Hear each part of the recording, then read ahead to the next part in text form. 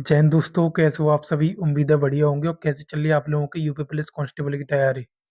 तो भाई आप सभी बहुत कमेंट कर रहे थे कि भाई यूपी पुलिस कांस्टेबल के लिए स्ट्रेटेजी लेके आओ। तो भाई मैं 4 मंथ की आपके लिए मास्टर प्लान लेके आया हूँ कि आप चारों सब्जेक्ट को कैसे कर सकते हो और कहाँ से कर सकते हो, बिल्कुल फ्री भाई, एक भी पैसा देने की जरूरत नहीं है। दोस्त, इस वीडियो में हम पूरी तरह से बात करेंगे, सिलेबस से लेके प्रैक्टिस तक, मॉक टेस्ट तक, पूरी स्ट्रेटजी है भाई। तो आप इस वीडियो में एंड तक बने रहना। अगर आपको ये इस वीडियो से थोड़ी सी भी हेल्प मिले तो भाई इसे लाइक शेयर एंड चैनल को सब्सक्राइब जरूर करना। तो भाई बिना टाइम वेस्ट करे हम स्टार्ट करते हैं। तो दोस्त, मैं सबसे पहले बात करूंगा आपकी वैकेंसी की। तो भाई वैकेंसी आप सभी की एक बहुत बड़ी अपॉर्चुनिटी है भाई, जिनके लिए कि जिन्होंने अभी 12th किया और जिनका फॉर्म डल रहा है। भाई कुछ तो इसमें एज के भी चांसेस अब कम है कि एज में छूट मिले। तो भाई जिनके फॉर्म डल रहे हैं भाई वो जान लगा दो। और भाई इस वीडियो से मैं बता रहा हूँ, आपने ये फॉलो कर लिया तो आपका 100% स्कोर है वो 240 प्लस जाने वाला है। तो सबसे पहले बात करता हूँ कि आपके एग्जाम की। तो भाई एग्जाम में आपको मिनिमम मिनिमम बता रहा हूँ, आपको 4 मंथ से कम मिलेंगे नहीं।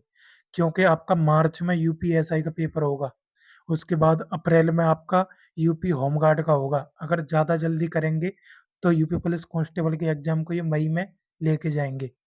अगर मई में नहीं होता तो जून में 100% आपका एग्जाम है वो हो जाएगा। भाई मैं अभी से बता रहा हूँ। उससे पहले भाई अब बात करता हूँ मैं आपके सिलेबस के बारे में। तो भाई सिलेबस में आप सभी को पता है कि आपकी रीजनिंग आती है, 50 क्वेश्चन आते हैं दोस्त। क्योंकि उसे मैथ में रखते हैं कुछ क्वेश्चन, बट वो रीजनिंग के होते हैं। और 25 का मैथ आता है, ये 25 का मैथ है, पिछली बार से हुआ है। नहीं तो मैथ के 18-19 क्वेश्चन आते थे बस। हिंदी की बात करता हूँ तो हिंदी में 37 क्वेश्चन आते हैं। और जीएस की बात करता हूँ तो भाई जीएस में 38 क्वेश्चन आते हैं। और भाई आपकी नो नेगेटिव मार्किंग है, कोई भी नेगेटिव मार्किंग नहीं है। तो आप सभी को पता है कि कट ऑफ में पिछली बार से 8 से 10 मार्क्स का फर्क पड़ेगा ही पड़ेगा। तो भाई जिस आप सभी को पता है कितने भी तुक्के लगाएंगे फिर भी 5 से 6 क्वेश्चन तो सही हो जाते हैं। तो भाई ये आपका पूरा सिलेबस और उसके बारे में हो गया। अब बात करता हूँ कि आपके मतलब स्कोर बूस्टर जो सब्जेक्ट हैं वो कौन कौन से हैं। इसमें इसमें आपकी रीजनिंग आती है भाई, 110 मार्क्स की। तो आपकी 300 में से रीजनिंग हो गई, तो बताओ कितना बड़ा वेटेज है। उसके बाद हिंदी होगी भाई, हिंदी के 37 क्वेश्चन आते हैं। उसके बाद मैथ भाई 25 क्वेश्चन बहुत बड़ा रोल करते हैं, 50 नंबर के।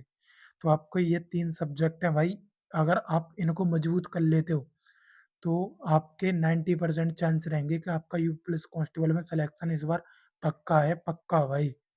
तो इसमें आप एक अच्छा स्कोर कर भी सकते हो, थोड़ी सी मेहनत करोगे तो। बाकी जीएस तो आप सभी को पता है सभी की सेम ही होती है।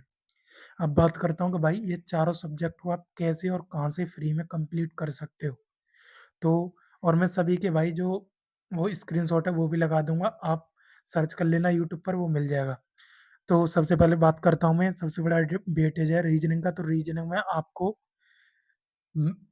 में आपको एसएससी फाउंडेशन बैच है, आरडब्ल्यूए का, उसे सर्च करना। उसमें आपकी जो रीजनिंग में 110 वीडियो वाली प्लेलिस्ट आएगी, ये वाली साइट में लगी हुई है। तो भाई इस प्लेलिस्ट को आप कंप्लीट कर लेना, आराम से 4 मंथ में कंप्लीट कर लोगे भाई। तो इसको कंप्लीट करने के बाद आपको डेली जैसे आपको लगे कि आप एक वीडियो देख सकते हो, 2 वीडियो देख सकते हो, उस हिसाब से देखना है। अगर आप नोट्स बना सकते हो तो बहुत अच्छी बात है। अगर आप नोट्स नहीं बना सकते हो तो भाई आपको कोई भी एक बुक ले लेनी है, ठीक है। बुक वगैरह का भी मैं लिंक डिस्क्रिप्शन में लगा दूंगा, वहां से आप परचेस कर लेना। तो बुक लेनी है आपको, बुक से आपको जो चैप्टर आपने कंप्लीट हो गया है क्लासेस में, उसका आपको अच्छे से बुक से प्रैक्टिस करनी है चैप्टर वाइज।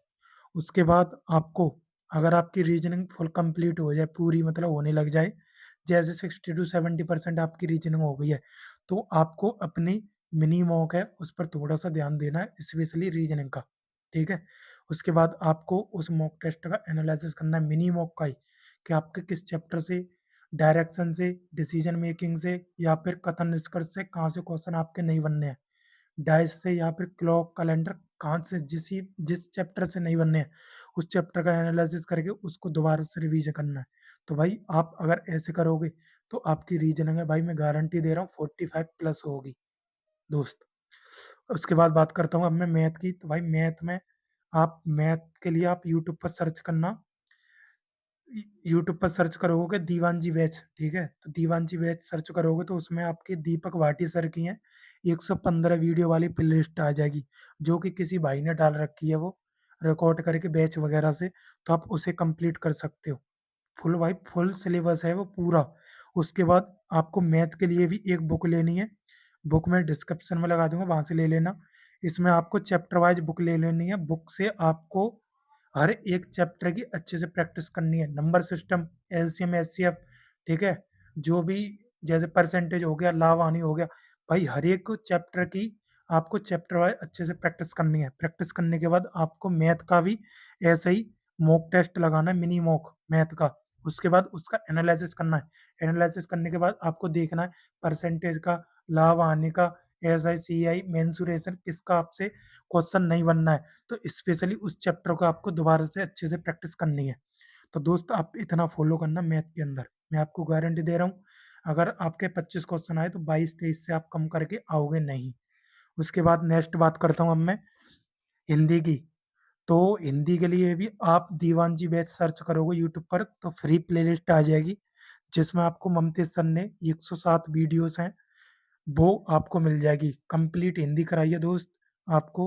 तो इसके लिए भी आपको कोई भी एक बुक ले लेनी है, बुक डिस्क्रिप्शन में लगा दूँगा।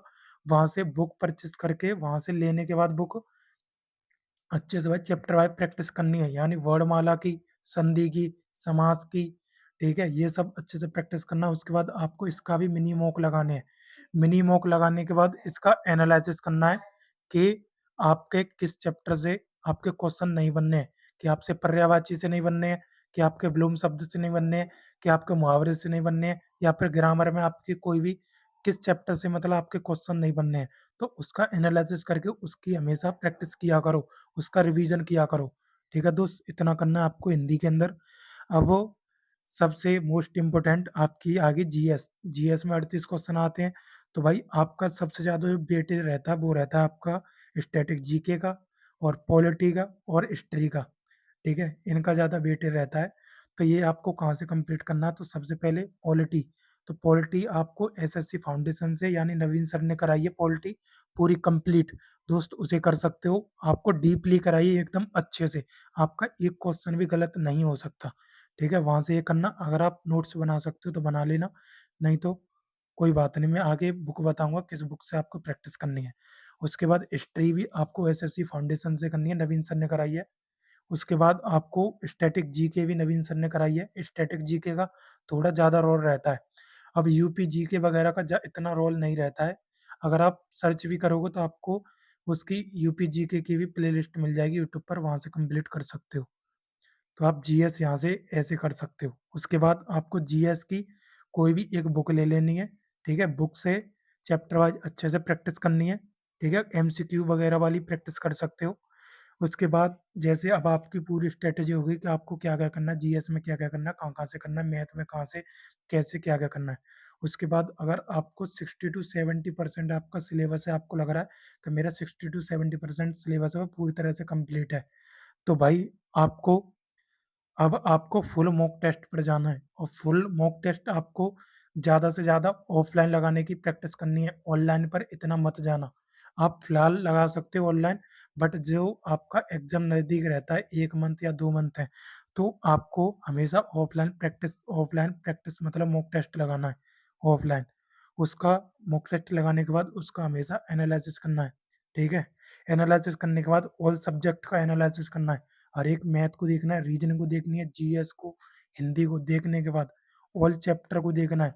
रीजनिंग के अंदर किस चैप्टर से आपके क्वेश्चन गलत हुए, मैथ के अंदर किस चैप्टर से आपके क्वेश्चन गलत हुए और हिंदी में कहाँ से गलत हुए और जीएस में किस सब्जेक्ट से आपके क्वेश्चन नहीं बनने हैं। तो आपको ये एनालिसिस करना है।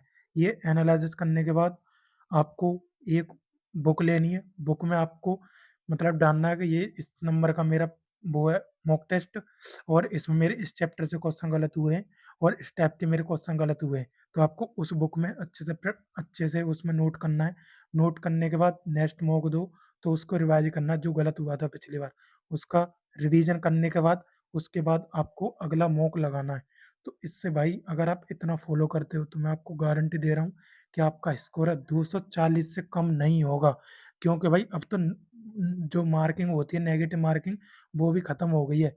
तो आप 5 से 7 क्वेश्चन तो तुक्के से भी सही कर दोगे। तो आपका 240 प्लस स्कोर बनने की 100% गारंटी है। तो दोस्त ये आपकी फुल स्ट्रैटेजी रही। अगर आपको ये वीडियो अच्छा लगा हो और लगा हो कि भाई थोड़ी-सी मेरी मेहनत लगी है, तो इसको लाइक और एक प्यारा-सा कमेंट करना। तो फिलहाल के लिए बस इतना ही है। अगर आपको कोई भी डाउट है तो मुझे कमेंट कर सकते हो। धन्यवाद।